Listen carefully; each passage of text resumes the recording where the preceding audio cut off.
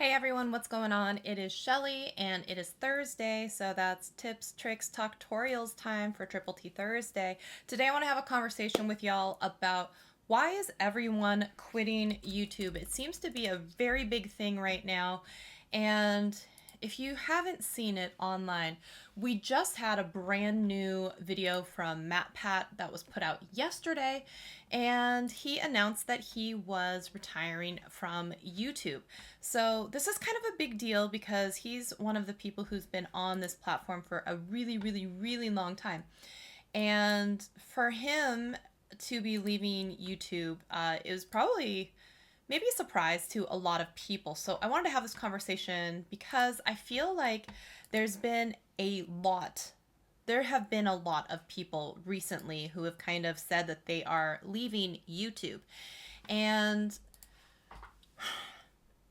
I want to speculate, and you can speculate with me, a little bit of why that is. And if you guys have questions, comments, concerns, opinions about the whole thing, I think it would be cool if we all got to chat about it. So, but first, where are my manners to anyone out there? And there is a reason that we're going vertical, and there's a reason that we're doing it off the phone.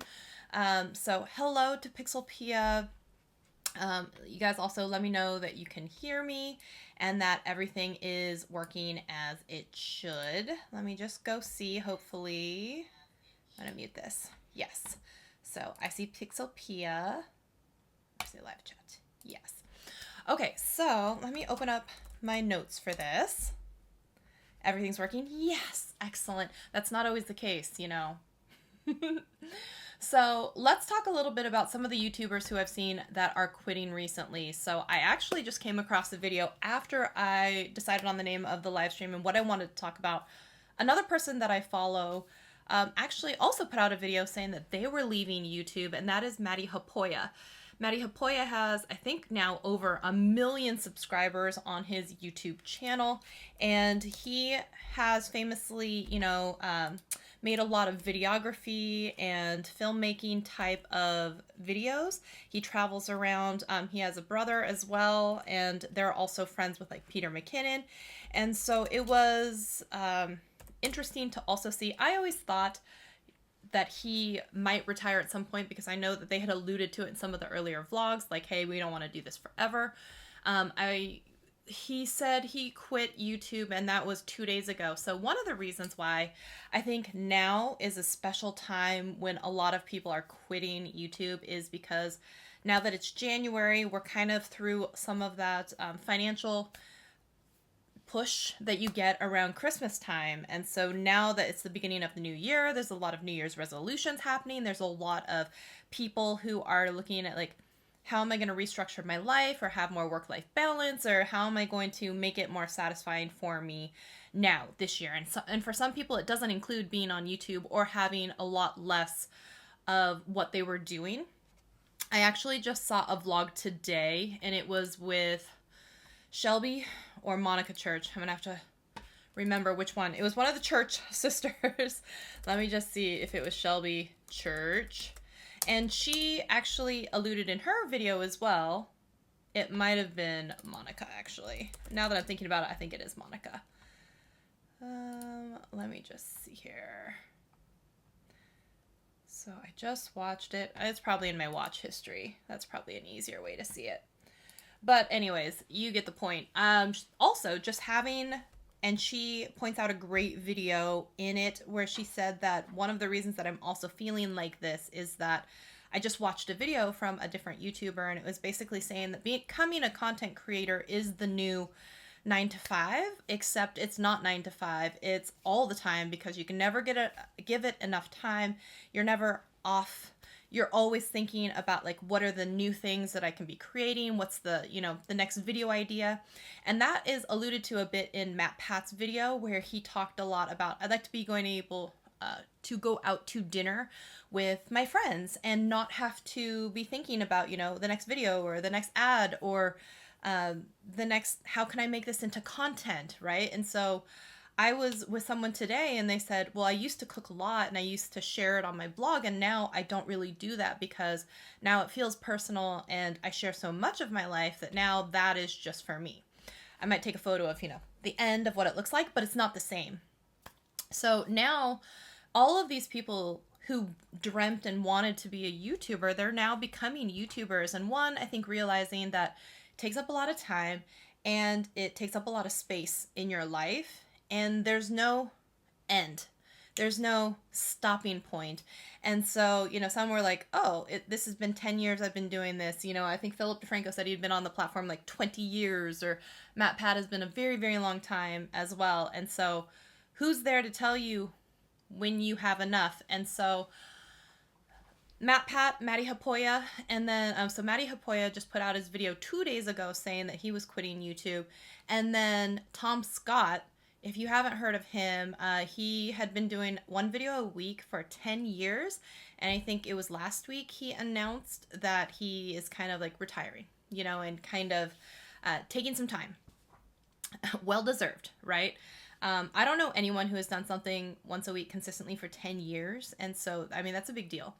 And so he was one of the latest. And then I think we also saw recently, maybe it was, just before the end of the year, where we saw that Linus Tech Tips had really stepped back. He wasn't in as many of the videos. He was now hiring a CEO and teams.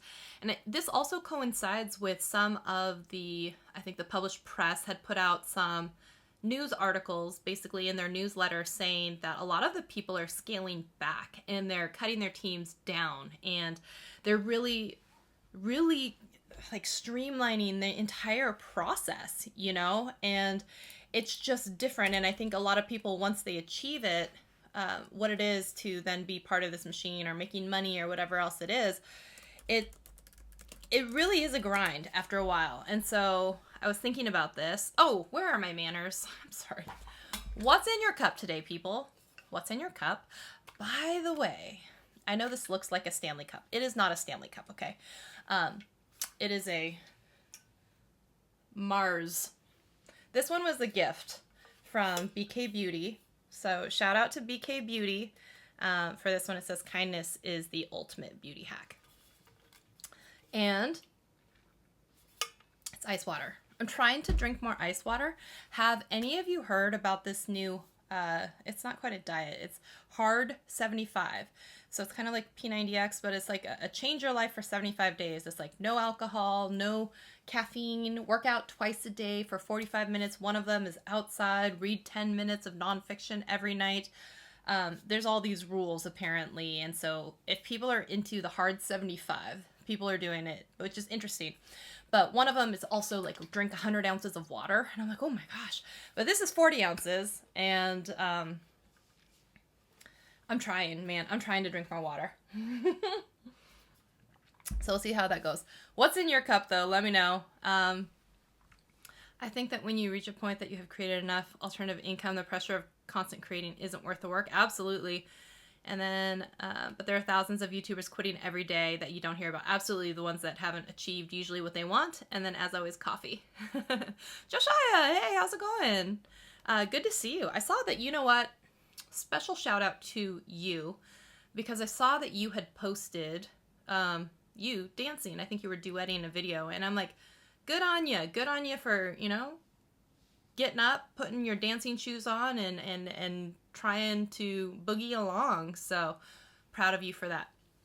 All right, so let's chat a little bit about some of the YouTubers that I saw recently / in the past, that have become a growing group of people that have really dialed back everything YouTube-wise. So one of those is going to be, we talked about Matty Hapoya, we talked about Matt Pat, right? And he has 18.5 million subscribers on his gaming theory one, but he also has movie theories, and he has some others. So he has multiple channels that are all successful, right? Hello, Adam, good to see you. And so when he is announcing his retirement, that's a big deal. And then we had the Tom Scott, Linus Tech Tips. Yeah, and they also scaled back the amount of videos that they're doing, so that's something. Meat Canyon is apparently another one. I'm not familiar with their work. I think they said in the article they were an animation channel, but recently, when I think back to my own personal past and to Pixel Pia's point, there's a lot that we don't hear about as well. Some of the ones that were personally effective, in my life for making me be like, oh man. Or sometimes, you know, they wipe their content library because they decide to try something else. And one of those examples is someone called Alyssa Ashley. Now, Alyssa was someone who was very big in the beauty space. She and Jackie Aina were, I think, two of the top influential, maybe Naima Ting as well, influential beauty girls who are of deeper skin tone. And now, if you look at her videos, I believe she took a good chunk of time off, and then she came back with new content, I think even including some photography and videography stuff. So completely different, but she was off the platform for a good, I think, 8 months, something like that. Now, someone else that was effective in my life, Claire Marshall. I don't know if any of you ever used to watch her videos. She was a Korean, I would say, lifestyle, beauty, travel vlog. She had this beautiful aesthetic, just loved watching her videos, and she deleted everything, and she had almost 1 million subscribers on her channel. All the content is gone. Maybe it's just private, but it's just gone. And it bums me hard because the videos were so beautifully shot and edited that I would aspire, I would watch it and I would be like, wow. I think I got a comment once from her on Twitter before she had retired. I was like, oh my gosh, every time I watch these videos, I feel like I'm just transported, and I, one, internally never will feel like anything I make will ever be as aesthetically pleasing, first of all. But two, like, I always feel an emotional something, you know? And always. And, you know, I think she wrote back like, but isn't the point to have an emotional feeling and reaction and something? And I was like, that's an excellent point. And I was like, you're really, really good at your job, okay? Real good at your job. And yeah.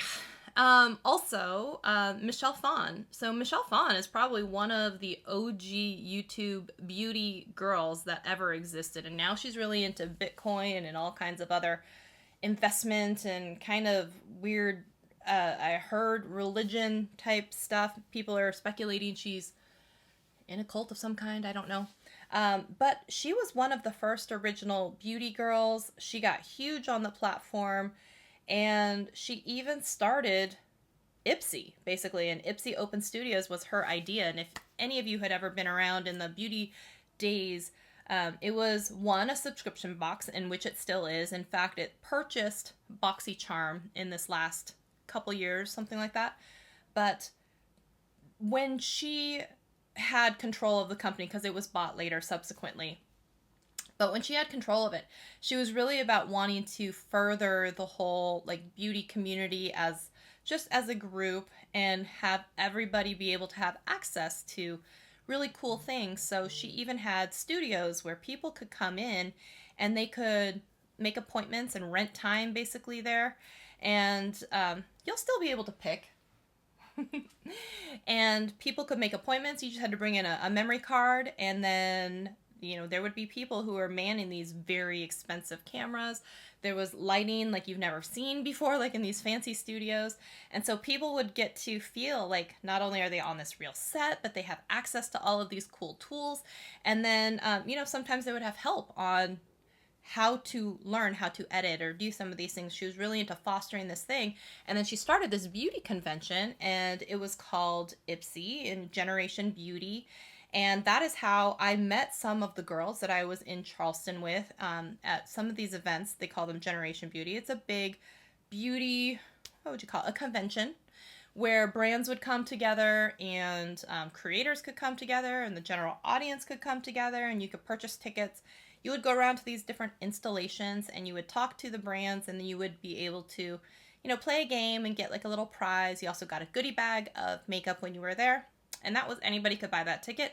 Then there was another level where you were invited by Ipsy to a separate day. And at that day, they would have classes. So you would sit, you would do an educational series, maybe about lighting, maybe about how to do brand deals, all of these types of things. And it was free to attend these classes as long as you were invited. And then they would host a cocktail party. Now, everybody wanted to go to the Generation Beauty cocktail party and be invited to that, because let's say you got a gift goodie bag that was worth $150 as a general ticket attendee. You got probably a gift bag that was worth 3 or 4 times that if you were a creator that was invited. And so this gift bag is no joke. So instead of like trial sizes of everything that you would get in the original beauty bag, this is like full-size products, sometimes very expensive brands. But what was more important was they would sometimes have separate people at these installations that you could speak to. And they would, you know, be maybe a PR contact or maybe the brand owner, and you would get to chat with them, maybe give them a business card, just kind of introduce yourself. And it was a networking event as well. And so that is how I met some of the girls that I went to Charleston with, because we were all invited to, let's say, the cocktail party, or we did the classes during the day and then did the cocktail party, or did a dinner that night. That sometimes a fellow creator, she still does it, but they don't really have the events anymore now that Michelle is gone as well. But there was another creator who would organize dinners, and anyone could just purchase a ticket, and it was all family style, and it was just a really fun time to sit next to people. And then she eventually also turned it into a fundraiser as well as a networking opportunity, and sometimes you'd have some additional brands that would show up there, maybe who couldn't afford to also be full sponsors of Generation Beauty, because like the installations are quite large and I'm sure they're expensive then. So that would also happen. So it was a really cool event for so many people. But in that sphere, Michelle Phan started all of that. She also had her own M Cosmetics brand, so she had that brand as well as Ipsy. So yeah. Haven't read anything about CES speaking about conventions. Curious if there's anything earth-shattering. I don't know. I mean, CES, they get to show off a lot of the cool new tech that's happening. So I usually just watch videos from, you know, some of my friends that I know are attending. Like Zach Talks Tech is there. I know Patrick Rambles is there. I know Andrew Edwards is there. Jason from Painfully Honest Tech is there. So there are a whole, I know Captain Two Phones is there. There's a whole bunch of people there that if you want to follow them on Twitter, they are posting things. Oh, Snubs is there. And I know I just saw a TikTok of her where she was talking about all the new JBL's like karaoke speakers and different like fun stuff like that. And so, yeah, they'll usually make little shorts or videos about their experience. And, you know, because that's half the fun of going to CS, is seeing the new stuff. So you can go around and you can kind of get a sneak peek of what's coming in the future, right? I don't know about Rabbit, so tell me more about Rabbit. Who's our friend that does Apple products? Are you talking Viper or are you someone else? Andrew? We have a lot of friends that do Apple products, right? Okay, so then the next one that I think a lot of people would know that have left YouTube, and that's Jenna Marbles. Jenna Marbles, I miss her dearly. She is one of the OGs, and I'm going to say that a lot because a lot of the people who had then left are a lot of the ones who were like original or like from the very, very, you know, beginning or early days before you could even monetize on YouTube. So people were just doing it for fun, to be funny, to entertain, and later then you could be personally invited into the monetization program. So Jenna Marbles, she made ridiculous little skits and songs and, you know, videos like how to trick people into thinking that you're good looking, and then later it evolved mainly into, you know, content about her dogs, and she could make anything. I think she did a tour for like 40 minutes of her house plants, you know, and people were just, they loved it. They ate it up. And she went through some horrible stuff where basically there was, I think, the straw that broke the camel's proverbial back there. She had put out a video, and it, I think maybe 6, 7, 8 years later, came back where people didn't like the way, you know, that didn't like the content matter or what she did in that video, and said that it was not okay by today's standards. Which is funny because if you think about things like Friends, people now forget that Friends is like a 30-year-old now television show, right? And so when you watch it back now through this lens of 2024, back then it was 1999 or whatever it was, and people are like, I can't believe they did this. I can't believe they said this. I can't believe they're pushing this, you know, narrative of something. And I'm like, we were not as woke as we were back then. We were, you know, it was a different time, a different, I'm not going to say a different type of humor, but like the level of what was accepted a lot different than now. So if you said all of those same things now, I bet you they wouldn't. I bet you the writers would now have modified those types of phrases, or they would probably have made different jokes, right?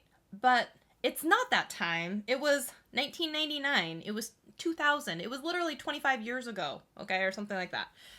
And so people want to look and hold Friends to this standard of 2024 when in 1999 it was different. And so I think that's a little bit of what Jenna came into with some of the stuff from her past. People were looking at it now, and that's one of the things with YouTube is you can be served a video from 6 years ago, from 15 years ago, from some, you know, it's very possible. Raise your hand if you've ever been shown a video that's more than 12 months old from someone that you follow. I'm going to put a poll. Have you ever been served a video more than 12 months old? I'm going to start a poll. Because I see things all the time, and it will be like from 6 years ago, right? So I understand that someone may come across a video that is 6 years old. Like one of my very first YouTube videos, I don't look the same, I don't sound the same, I don't necessarily talk all about the same subject matter. So it's very different, I think, for people not to sometimes see the evolution and growth when they only know you for a snapshot of time. So you know me for a snapshot of time, but that was me 6 years ago or 7 years ago. It may or may not reflect my thoughts today. And if I'm 800 videos in, do I remember the one video 6 years ago where I said something that you might find offensive now? No. But if you bring it to my attention and you say that it bothered you, would I do my best to maybe edit it out if I can? Sure. But I think that is something that happened to her, and I think she had built up her income and her life into a comfortable enough place where she knew that putting out content was harmful for her mental health, and she knew that she needed to walk away from basically the internet. She disappeared. She turtled up, you know, just for a good, I mean, people still have barely heard from her, and she, you know, recently got married to her longtime boyfriend, and, you know, there's very little now that's kind of shared when she used to be so big on the platform. And people still, to this day, you can go look at a video from 12 years ago of her, and people will be like, oh my god, I miss you so much, I wish you would come back. I have left some of those comments. I'm like, I miss you so much. I'm so glad and so happy for whatever she's doing. But even now, she abandoned a YouTube channel that has almost 20 million subscribers on it. So it's like 19.7 million subscribers on her YouTube channel. I'm still subscribed to this day. I won't unsubscribe because I refuse to. And her last video upload was more than 3 years ago. I refuse. She's one of those sentimental ones. I can't let go of that. So another person, though, who kind of fills that bucket for me, or like leaves and retires and comes back, is, if you think about it, we had Casey Neistat. He retired from YouTube and daily vlogging and was burnt out, and, you know, was always thinking about that. And then he went quiet on the internet for a while, and then he like said, I'm back, I'm returning, I'm doing daily vlogging, and people were very excited to have him come back, right? But that's the thing, is sometimes people need to step away, because once you're in the thick of it, you get a lot of people, opinions, ideas, like thoughts coming at you, a lot of vitriol and hate as well. And if one, you're a very sensitive person, but two, like, it's just, you're like, I just wanted to share something funny. And it's hard when the more popular that you get, sometimes the more you get exposed to people who don't know your true heart and intentions, right? And so it comes really, really difficult to want to battle back with, that's not what I meant, or you're misunderstanding me, and then not get into some sort of weird fight about it, right? So I'm looking at the poll here. 80% of you have been served a video that is more than 12 months old. So, right? So at some point, I'm just going to use this as an example, okay? During the panini at the beginning, when people were supposed to be staying home, people had very strong opinions on that. Some people, 2-3 years later into this whole thing, have changed their minds, have flip-flop sides. So depending, you could have been served a video from 3 years ago where someone felt staunchly one way, and now they feel a different way. And right? There are a lot of things that happen in our lives that may sway us from changing our opinions on one thing or another. And that could just be one prime example, but could also be something like, I get served videos from my friend, like, this is my engagement story, but guess what? They're already divorced. And I don't mean like they got divorced 6 months into marriage. I mean like they got divorced 10 years later. You know what I'm saying? And so, like, I don't know if maybe then they got separated and people were like, let me go back to the days when it was good or whatever else it was. But that's what I'm saying. You can be served a video that is not a true reflection of current. Okay? It just isn't. Okay? So now, in the past, again, we've got Claire Marshall, Michelle Phan, Jenna Marbles, Casey Neistat. Here's another one for you. If you think about it, Vanessa Lau. I was rooting for Vanessa Lau as well. And if you don't know who she is, she's kind of an Instagram coach. She talked about YouTube for a while. She was honestly one of the only other Asian female educators in this type of social media space that I'm in. And so, one, it was really nice to be able to look and be like, look, people are watching, people appreciate it, people like it, people are buying what she has to sell for some people. And so there's a certain amount of success, you know, and now she's buying houses, like she's buying the car that she wants. She, you know, gets the puppy or whatever else with her long-term boyfriend. And what was surprising about that was she made this decision to walk away. She had speaking gigs. She, you know, had a business that was bringing in millions from her Instagram growth course. And she just was like, nah, man, I'm good. I'm going to walk away. And that takes a lot of courage to do that and walk away from that type of environment. And be like, what I'm doing is not healthy for me. It's not good for me. And I need to stop doing it. Right? So she did that for her own mental clarity and well-being and all of that. And, you know, she, I think, has been gone more than a year now. And here's the thing is when you do build that channel and you're still making probably ad revenue from older videos, at least, you know, for some people, it's enough to still be able to see them in the videos that they want to watch and be able to, you know, they're still making some money. So there's that. But let's talk about some of the reasons why this seems to be happening. And it seems to be happening, like I said, we've seen a lot in January, and one could be, hey, we just finished the Christmas season. One could be, you know, where the ad rates are higher. Wanted to make sure I get through that. Some could be like, oh, I made a New Year's resolution, and I'm definitely trying to, you know, have more life balance, anything like that. And then if we look at it, what are the other reasons? And if you want to share some, please feel free to put them in the comments and we can read through them. But let's talk about this. One, some of them may have relied too heavily, let's say, on AdSense. And if you were doing that and in that boat, and then you went through basically, let's say, the first adpocalypse, or you went through ElsaGate, or you went through the second adpocalypse, and all of your revenue was decimated, or let's say your YouTube channel was terminated, or, you know, your TikTok account or something like that was terminated, your main source of social income opportunity was decimated. For a lot of people, when all of their money from a public source like that goes away and they don't have anything like an email list, a product to sell, affiliates, anything like that, then they can sometimes shrivel up and just be like, nah, the money's gone, I'm going to stop doing it. Absolutely. You know, and we're going to, of course, have the obvious of I needed mental health. You know, it just wasn't good for me and my family. Absolutely, that's in there too. But another one is some people, and you guys remember, because I've been doing live streams for like 3-4 years now. I don't even remember, y'all.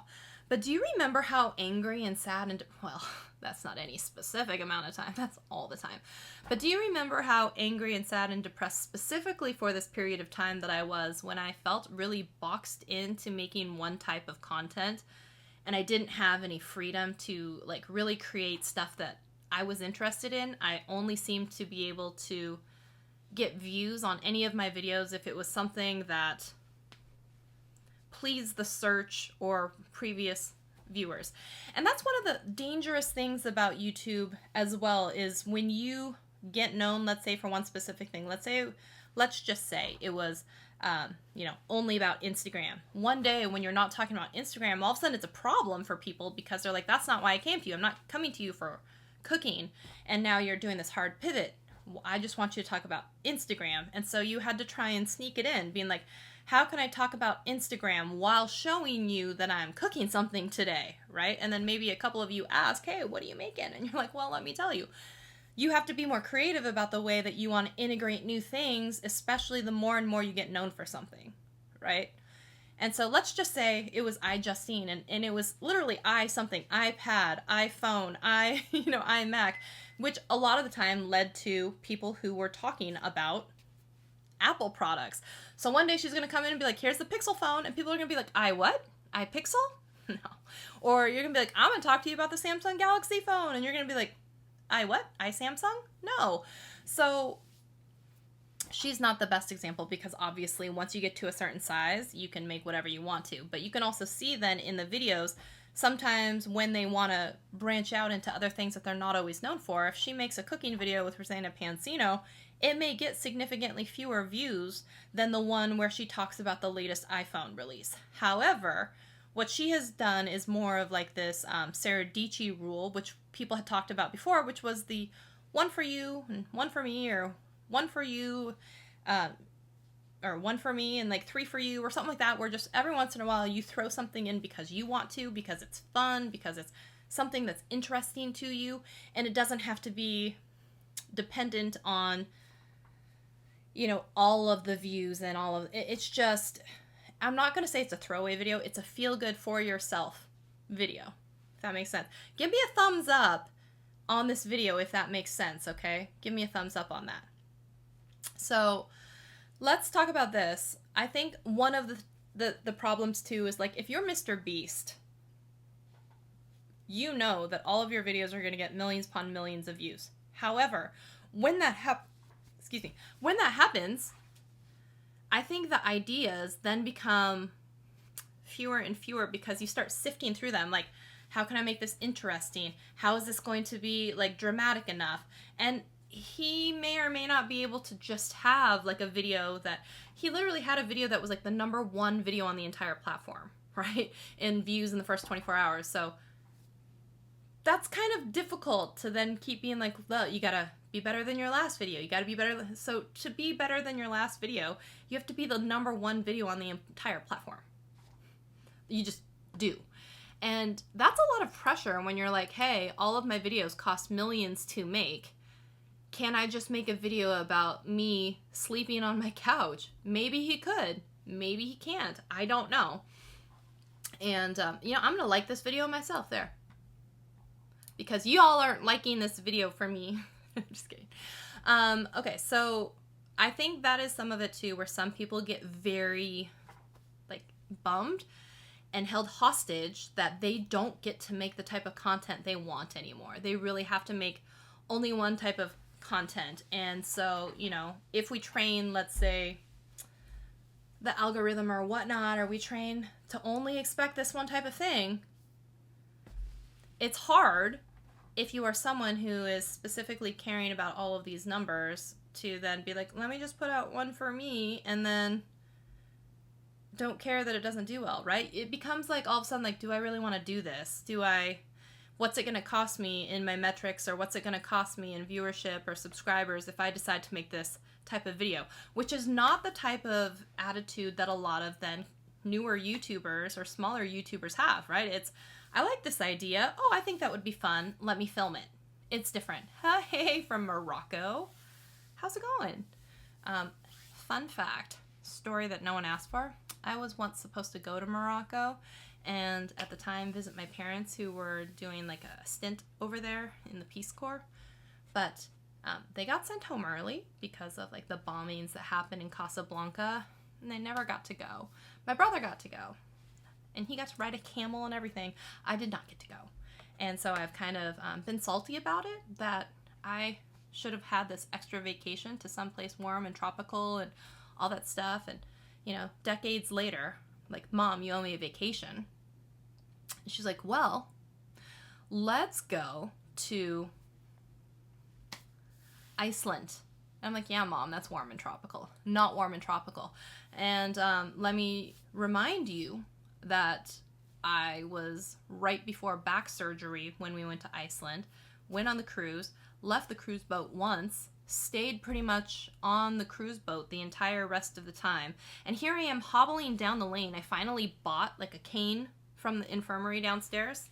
And I'm hobbling along, holding onto my cane, holding onto the guardrails and everything. And I have these like 75-year-old women and men being like, honey, are you okay? Do you want me to carry something for you? And I'm like, this is supposed to be the opposite way. We went someplace with my mom. I sat in the wheelchair. Oh, we were at the airport. I was in the wheelchair and she was pushing me. And people would be like, huh, I thought it would be the opposite. And I'm like, I know, right? I know.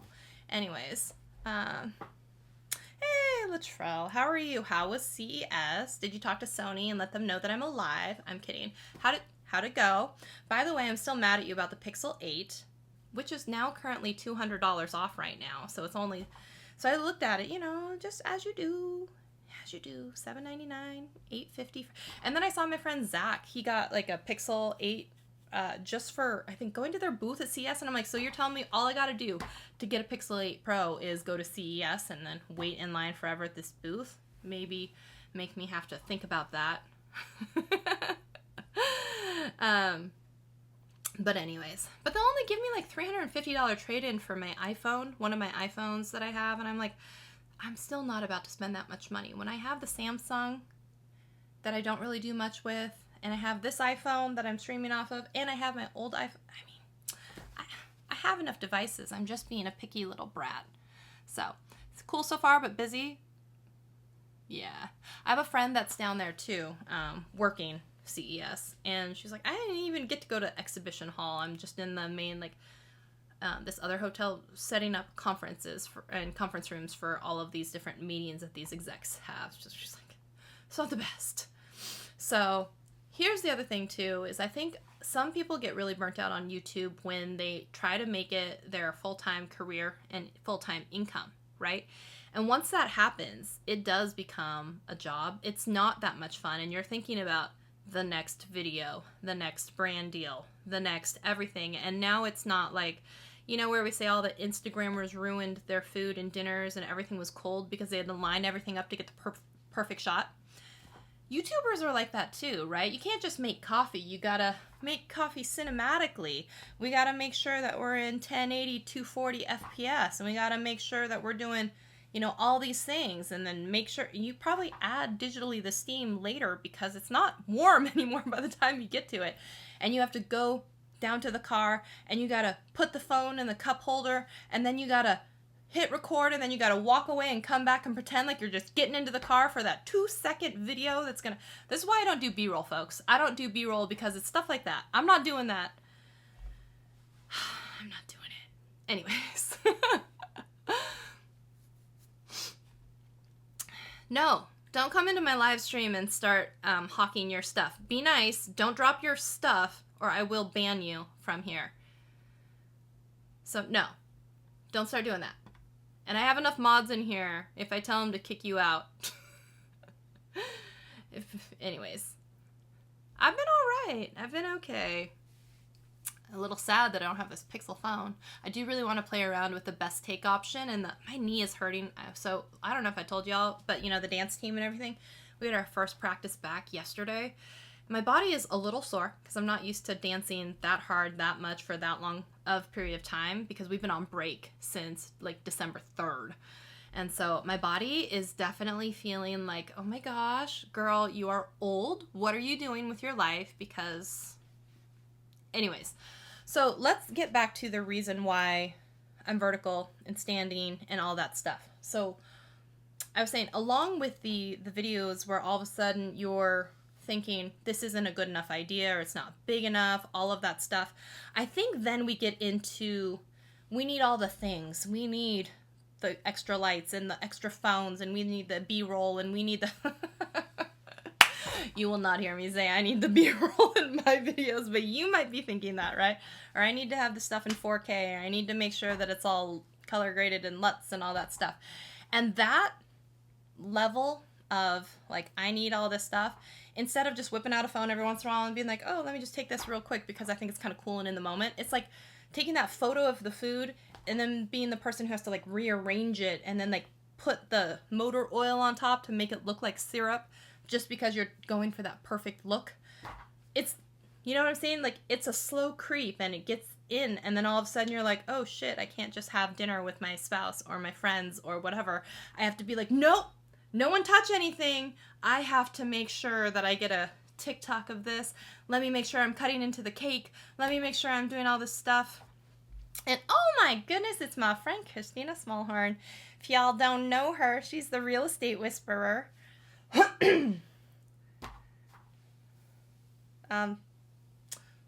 Thanks.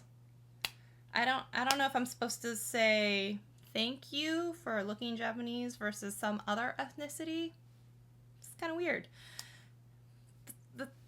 That's kind of weird. Okay. Christina, how are you, my dear? It's a cute little, looks like Nintendo Switch. It's cute. So here's the thing is then, let's take Latrell for example. He went to CES. Now, I've known some people who go to CES and they bring all their gear. They bring all their shit because they're trying to make sure that they catch content down there. Because absolutely, I have to thank you for a super sticker. If I were streaming not on my phone and on my regular setup, I would do the little dance, you know, and play the music. Oh, sorry, let me finish the story.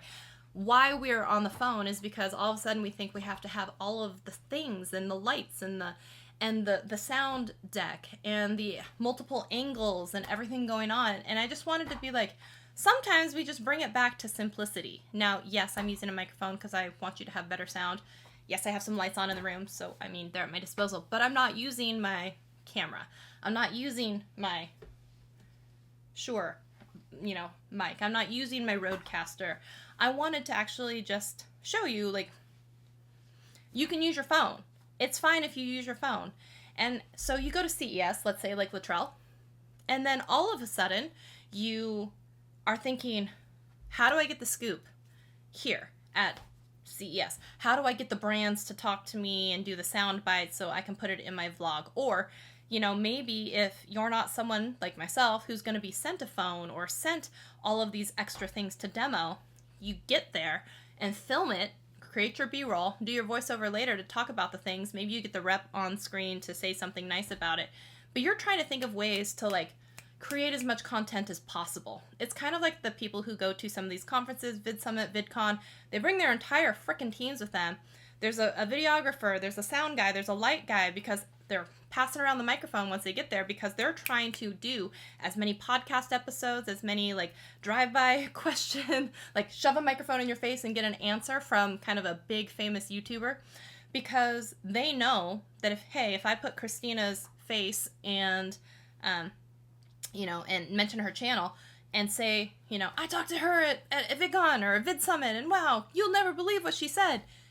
That, for me, is now free content from, maybe I'm not good enough friends with Christina most of the time to get her to do a one-on-one conversation or an interview, right? All of a sudden now I have access. If you go to VidSummit or some of these places, I've got access to all these people that you would normally not have access to. But how do you balance that with, like, be a good human and don't... We had a situation where I had a couple of friends and we were just sitting down and...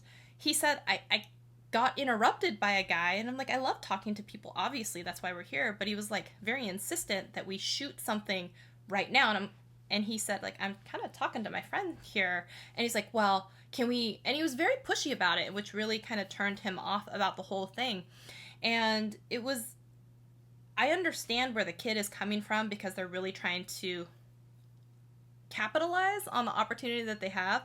But then it burns some bridges because it's like, dude, you just spotted me across the way and then you zoned in and then, it's different if I run up to my friend. I'm like, I haven't seen you in so long. Will you do a 30-second clip with me? That's different than like, let me interrupt the conversation that you're having and pull you away from it to do something to benefit me. Does that make sense? And that's what a lot of people do when they go to some of these like events. And, or you'll see, let's just take, for example, you know, if you got like the Think Media team coming together, it's maybe because now they're like remote and all over the country or something. It may be one of the few times that they're all together. So they may be doing not only the meetings, but they're doing extra episodes and they're doing all this video so that they can batch record it and then like just feed it out, drip feed it later for the next like 3 or 4 months. And so you could be 4 months removed from an event and you'll see then an interview of them standing in the same one. You're like, oh, that's VidSummit, or oh, that's VidCon, or oh, I recognize that. And they're still then doling out that content because they shot like just a shit ton of it at that event. And so I think when that happens and you aren't in the headspace to just be able to enjoy that you went to an event, and, you know, to catch up with friends, because I feel like VidSummit is like that. I feel like I get to catch up with my friends, and it's not the first thing on my mind to think, how much content can I get from this? Even, I know some people that will go and take a photo with every single person, and this year I did say specifically, I'm like, I am shit at remembering to take photos with people. If you see me, please, for the love of all that is holy, like, tell me, take a photo, let's take a photo together, because I will always forget and then look back. I think it was like 3 years later, I think Emily D. Baker and I were sitting there and we were like, it's like the 3rd year in a row. We're not going to miss it this year. This year we're getting a photo. And finally, 3 years later, we get a photo. But like, that's the deal, is like, I want to go to some of these events and be able to see and talk and catch up with people. But some people obviously are in the mindset of, well, if I'm going to see this person, I'm going to take advantage of this opportunity. And I think that's the thing, is if you can't turn your brain off from creator mode to like friend mode, I don't know what the equivalent would be. I think it's hard for a lot of people because they never have the switch over. And so they just constantly feel like they're running like that. What is the next thing? What's the next interview? What's the next piece of content? And I understand that's kind of like what Matt Pat is saying, is like, I can't go out to dinner with my friends without then thinking about like, what is the next piece of content, or what is the next brand deal? And so I feel like we've really gotten to that place where everything is content, and then there is no off button. Let me know if that makes sense. And so sometimes when that also happens too, then you have people like, let's say the Paul brothers, where they're vlogging every single day. Everything's about the next thing, the next thing, the next biggest thing, the next thrill, the next, you know, what's the thing, the shock value. And so that is what happens then when you're churning out a machine like that, and you end up with the Unalive Forest video, where they were just so keen on getting out that next video. I don't know if they fully grasped, like, there wasn't someone in that workflow enough to be like, this is not the right take, we don't need to form this video. It's like, just because they could didn't mean they should, right? So that's what happens when you are running a machine that just keeps going, is sometimes you then will let things slip that maybe you normally wouldn't. And I think that is one of those instances, and yeah, it came really like to bite him in the ass, and had to, of course, you know, make an apology video. But I think for them, like, bigger is never bigger enough, and enough is never enough, and the whole keep going, keep pumping out stuff. And I think some of it is very toxic. And so I think when you see someone then like Gary Vee being like, put out 100 pieces of content, and I'm like, I get that you can do that because you have a team that is behind you, but sometimes that could be toxic to the solopreneur, the solo creator, because they don't have a team. They don't have someone like D-Rock, or formerly D-Rock, because D-Rock just left, who was following him around for years, and Gary's just living his life, and D-Rock is the one then deciding to cut it into pieces and put it out, you know. And obviously then they have people on their social media team doing it and responding to people, but it isn't Gary doing all of that, right? And so if all you have consumed is that content where it keeps telling you, do more, keep going, don't rest, it becomes, again, this whole thing where it's like, enough is never enough, too much is not enough. And if you don't have someone in your life that is going to be like, hey, when are you gonna get off that computer so we can have dinner, and then put your phone down at dinner, right? Or if you are someone who's not in a relationship, if you can't self-regulate that for yourself, which a lot of us can't because we are addicted to our phones, checking analytics, seeing, you know, the up and down, looking at it, and so much of that happens where we let that even affect our own day, right?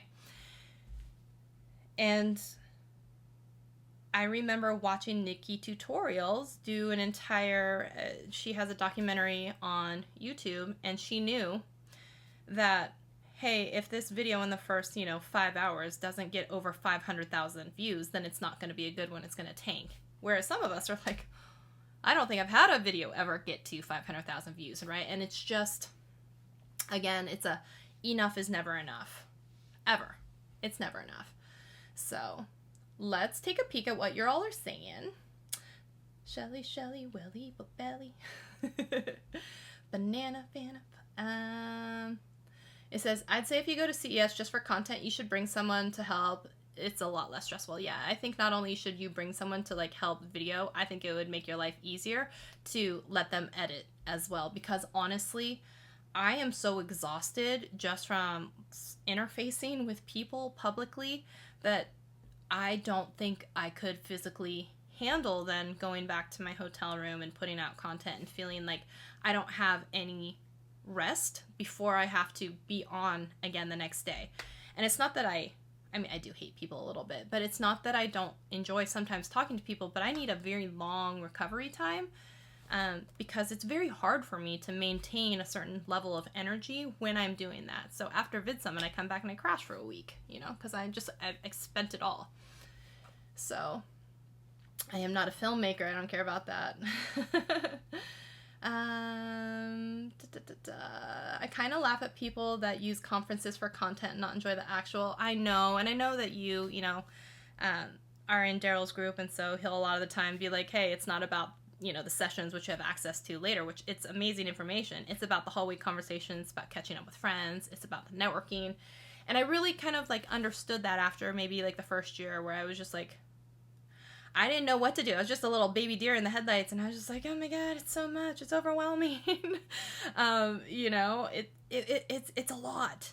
And so now I think I've like navigated it a little bit better, and it's only because of the returning and being familiar with kind of like the process and the flow and how it's going to go. And so building that as more of a routine. And I definitely am with you on how people choose to do it. I think when you're, I'm going to say younger and in your hustle coach culture, you're going to be the guy interrupting conversations of people trying to catch up, being like, can we film now? Can we film now? Can I get you on video?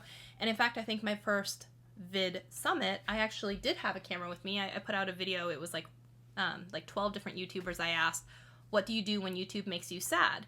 And they all answered the question, and, like Sarah Dietschy is in there, and Willie Morris is in there, and Andrew Edwards is in there, and there's a whole bunch of, like, people that, like, I am never going to collaborate with them usually in real life because our paths are not going to cross a lot, we're not usually in the same city, or maybe our content doesn't even align very much. But here I am in this environment where they are all standing and just walking down the hallway. Am I going to grab them for 30 seconds and be like, 30-second question, do you mind? And a lot of the time, YouTubers are like, almost, they're almost always ready to say something, because a lot of them are just like, okay, yeah, what are we talking about? 30 seconds, and then done. And they just keep walking. Like, it's so old hat for some of them. And so my first year, I did do that. And the second year, I really, like, calmed down. I was just like, nah. And then the third year, like, I finally got some photos with people. You know what I mean? Like, I definitely evolved there. So, I watch a couple of channels that gamble in Vegas, and I can't afford it. I live vicariously. Oh yeah, they cut because they have a lot where they're not winning, right? And I really slowed down on Think Media I watch. I used to watch them religiously. Surprised to see a Benny video recently on their channel. Yeah. You quit YouTube? Oh, well, there's the thing. It's always if you want to come back, right? And take a lot of photos, become a habit since my sis with brain. Yeah, and you know what? It's funny, stuff like TikTok, and they keep saying, do photo posts. Things are growing with photo posts. I just think it's funny. And sometimes I don't mind just taking a photo because it's a snapshot, literally, of a moment in time, whereas sometimes with a video, it just seems like too much effort. So I could not enjoy things without wanting to film a video. Exactly, right? Now you don't get to enjoy living. It's not the same. it's not experiencing it. And you don't want to have to go back and watch the video to see how you were supposed to feel about something. You want to be in the moment and, maybe with the people that you're with to be able to experience that moment. So I'm right there with you with that. I'm a lot less now, needing to pull out my phone and take a video of something. So, the hustle and grind culture, yeah, it's a lot of it. And yeah, when he did wine reviews, what if you consume, what will the result be? Probably some cynicism and maybe some humor, I'd like to think. So, yeah, I sleep like a rock too after. So, but I'd love to know if there's any specific reasons, if any of you have thought about quitting YouTube or did quit YouTube. Sorry, my knee is still bothering me. So, and I'm standing. I'm trying to do my best, and my knee is barking at me. So, if there's any reason specifically why you had thought about quitting YouTube, I would love to hear it. Because also some of the reasons, like, I feel like when you're smaller, you don't get as much hate. And then as you get bigger, right, and served up to maybe more people that don't actually know you, you get a lot. Whether it's because of the way you look, the way you dress, the way you put makeup on or don't put makeup on, the way you do your hair. There are a lot of things that people like to nitpick about, and then the things that come out of your mouth when you say words, all of a sudden, if someone doesn't agree with those words and they're not exactly like they would want them to be, even though it may or may not have any effect on their life, the amount of, like, negativity that comes back, it can be a lot, especially when you're like, wow, I feel misunderstood, let me explain, and then you learn real quick that people don't actually want to have their minds changed or be convinced of anything. They just want to spew what they want to spew.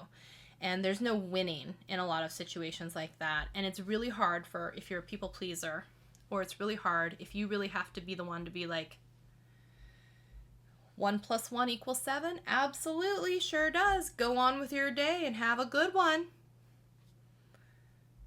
Peace and blessings, God bless you. It can be really hard for people to let things go.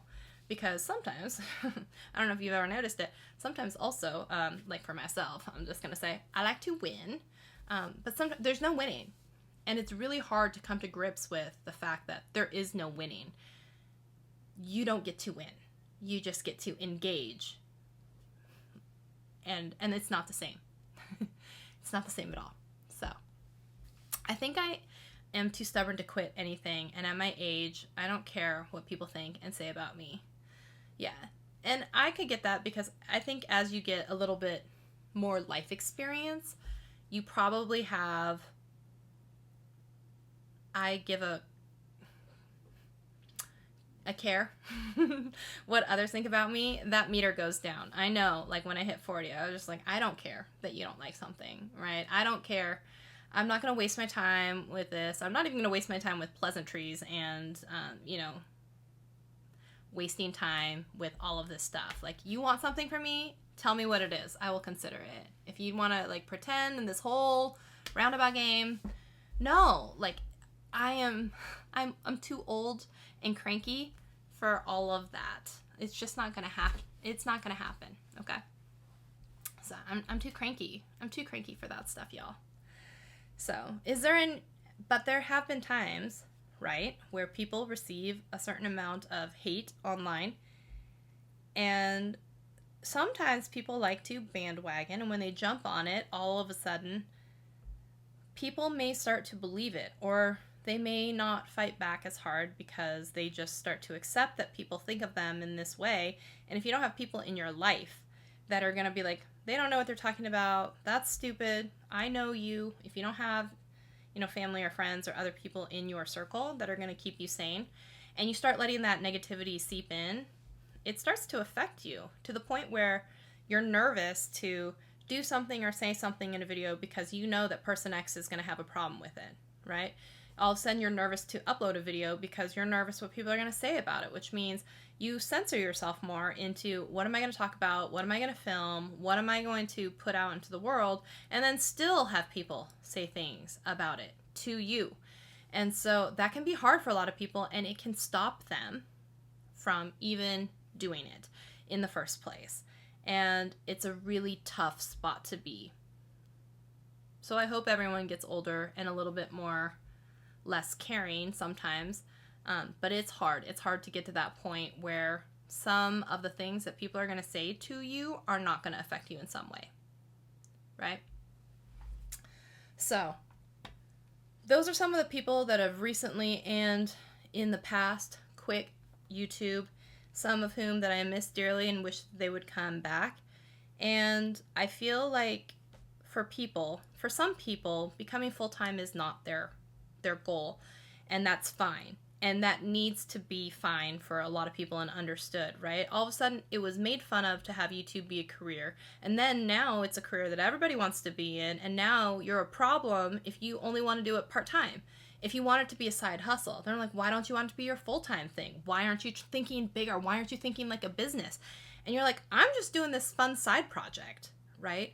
And it's almost shifted now to, it is not only kind of respected, but it's like your expectations of it as being this tough job. Now people are like, okay, fine, you want to be a content creator, but blah, blah, blah, blah, blah, blah. You know, you need to hustle harder. You can't just be a part-time one. Why aren't you striving to be full-time? And it's really negative and toxic if you let yourself go into a lot of that. So again, I think we really have to come back to, how do you define success for yourself, for your YouTube channel, for your video, for your growth trajectory? And it's just something that hasn't really happened for a lot of people, and so a lot of people get really confused, honestly.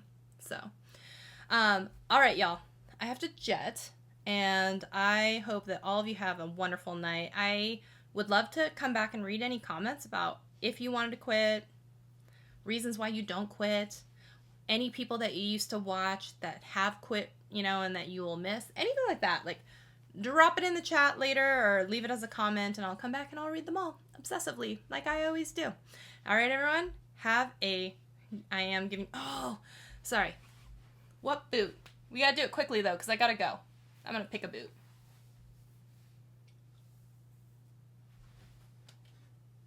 I'm gonna pick my own boot.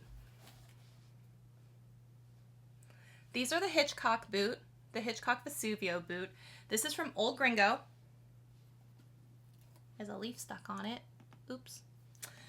So this one was the very first time that I ever got to shop at Boot Junkie in person. Scottsdale, Arizona, where I buy a lot of my boots. This boot I met through Instagram DMs, the owner's daughter. And she said that she was going to be in the shop, so I went in, and she wasn't there. She had just left because I said, I'm coming, because I'm going to be visiting some family down there. And so I went, and she wasn't there, but a gentleman was there. Turns out it was, I think, her father, who also owns the shop. And I was like, I was going to work with her. And he's like, don't worry, I can help you. And then I saw these boots. I came in for them. I love them. They're the highest heel that I think, that one of them that I have. They're like these black leather with the little eagles and the studs. But look at these skulls. And there's even a skull on the toe, y'all. Look at that. Look at that boot. And I got these for a really good price. And then I remember being like, I'm so sorry, but I don't have the room in my luggage to take these. Can you please ship them to me? And they're like, of course we can. So I beat the boots home, actually. So I got something to look forward to. I just love this skull, right? Like, seriously. I mean, the skulls, come on. They're also one of the pointiest that I have, because most of them are they call them a western toe, and this is a snip toe, so it's like even pointier. But like, honestly, they're still so comfortable. I love these boots. So they still sell these boots, just without the skulls on them. They stopped doing the ones with the skulls, I believe, but you can still get the boots without the skulls. But I love them. But they're called the Hitchcock. So there you go. Anyways, y'all, I will see you next week. Until then, have a great night, and I will talk to you all very, very soon. Bye, y'all.